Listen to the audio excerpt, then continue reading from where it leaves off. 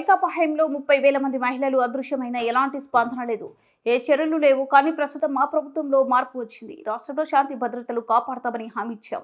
అందుకు అనుగుణంగా Vijayawada task force పోలీసులు 18 మహిళలు మిస్సింగ్ కేసులను ఛేదించారు.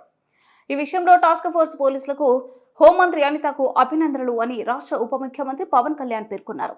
చంద్రబాబు నేతృత్వంలోనే ఎన్డీఏ ప్రభుత్వం మహిళల రక్షణ కోసం పోలీసు యంత్రాంగానికి పూర్తి అండగా నిలుస్తుందని ఆయన అన్నారు. సామాజిక మాధ్యమాల వేధింపుల నుంచి కూడా మహిళలకు రక్షణ కల్పిస్తున్నామని తెలిపారు. దార్శనికతకి చాలా అర్థం పడుతుంది అధ్యక్ష. ఎందుకంటే ఎవరెవరి పేర్లు నిన్నగాక మొన్న వచ్చిన వ్యక్తి పాస్బుక్లకి పేర్లు ఆయన ఫోటోలు వేసుకున్న దాన్ని నిజంగా దేశం కోసం ప్రజల కోసం కాంట్రిబ్యూట్ చేసిన వ్యక్తికి అది గుర్తించడం అనేది మనస్ఫూర్తిగా ముఖ్యమంత్రి గారికి నా ధన్యవాదాలు తెలియజేసుకున్నాను అధ్యక్ష.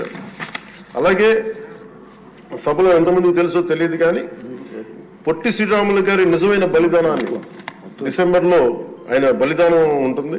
ఆయన చనిపోయారు మన కోసం. దాన్ని రాష్ట్ర ప్రభుత్వం అధికార దినంగా దాన్ని జరుపుకోవాలని చెప్పి ముఖ్యమంత్రి గారు మా దృష్టికి తీసుకొచ్చారు. దానికి కూడా వారికి సంపూర్ణ కృతజ్ఞతలు తెలియజేస్తున్నాను.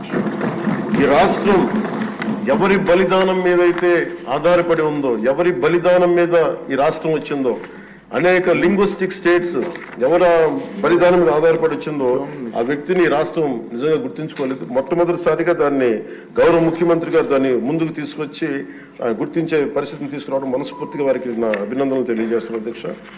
అలాగే కన్యకా పరమేశ్వరి ఈ ఆవిడ బలిదినాన్ని కూడా అధికార దినోత్సవంగా జరుపుకోవటం నిజంగా వారికి మనస్ఫూర్తిగా నా ధన్యవాదాలు తెలియజేస్తాను అధ్యక్ష. గత కాలంలో ఫస్ట్కి సార్ నేను ఒక ప్రభుత్వ ఉద్యోగి కొడుకున్న అధ్యక్ష. మాకు ఏదైనా సరే నెల మొదటి రోజున ఉద్యోగాలు మనకి జీతాలు వస్తాయనేది మాకు చిన్నప్పటి నుంచి అలవాటు.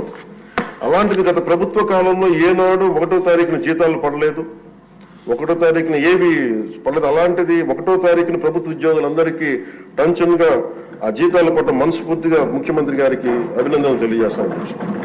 అలాగే 64 లక్షల మంది బెనిఫిషియరీస్ కి లబ్ధిదారులకి 4,000 చొప్పున వారికి 1,000 రూపాయలు పెంచి మరి ఇవ్వడం మనస్ఫూర్తిగా వారికి నా అభినందనలు తెలియజేస్తాను. అది కూడా అందరూ వెళ్ళి వారి చేతికి అంటే దీనికి ఏ వ్యవస్థ అవసరం ఉన్న వ్యవస్థని సమర్థవంతంగా వాడుకొని ఇంటికి క్యాష్ చేరవేయటం మనస్ఫూర్తిగా వారికి